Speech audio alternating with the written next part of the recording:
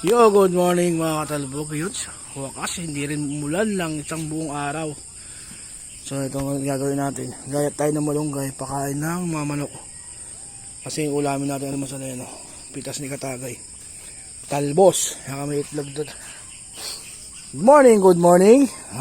Prepare tayo ng patukaan ng manok natin. So yung mga katalbog, ayan, binubunot na natin itong mga bangwak sa talong.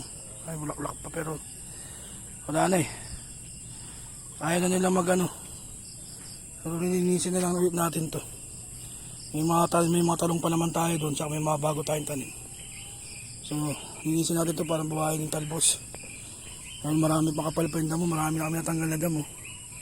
So yung talbos na isa-save natin. Saka yung mga sili, di pa natin tatanggalin yan. Yung mga ilan talong lang titira natin dyan. So linisin natin. So yung mga talbog ito, fish steak na bangus ang lulutuin natin for today lunch. Yan. Piprito muna natin to. Tara, luto tayo. Yung mga katalbog, luto na itong ating bangus steak. Ayan. Minarinig lang natin yan sa toyo o naman si paminta. Prito. Saka natin pinakuluan yung pinakasabaw niya. Ilagyan natin yung sibuyas sa ibabaw. Yan na po ang ating bangus steak. Titikman natin to. Lamon tayo. So yung mga katalbog, ito na natin fish steak. Oh. May natira pala kami scrambled egg kanina.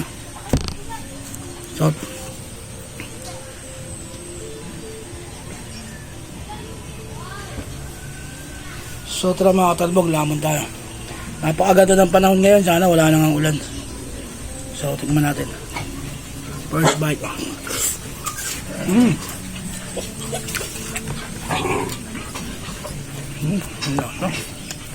Bangus steak. Hey! Paano? Hindi nga alam bangus natin.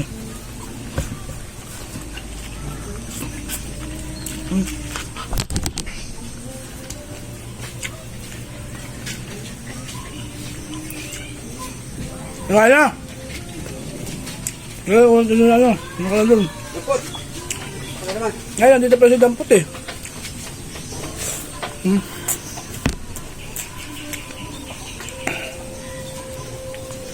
Kaya!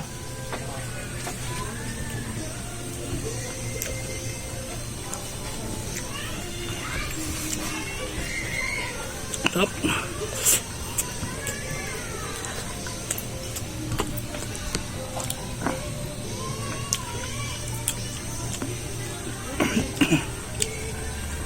Hindi siya boneless.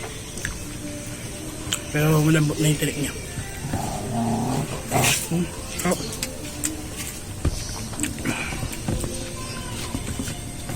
Atong sa kitibla. Fish stick.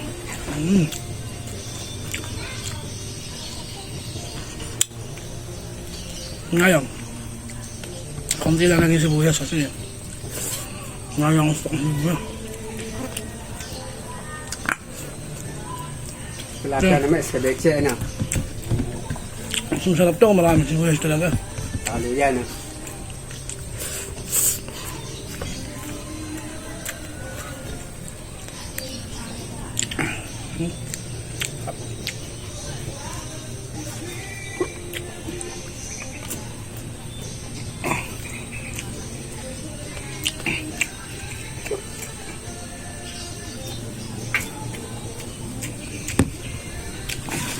Halot eh.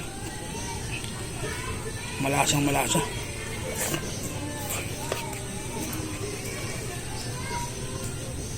Marinig nyo muna yung bangus at toyo calamansi na mga 30 to 20 minutes. Kaya lamasa yung pag marinig nyo sa bangus. Sarap, lasang lasa. Bago nyo prito.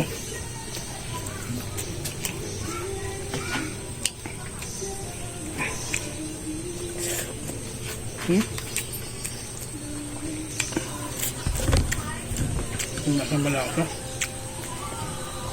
hangin ng kanin pa.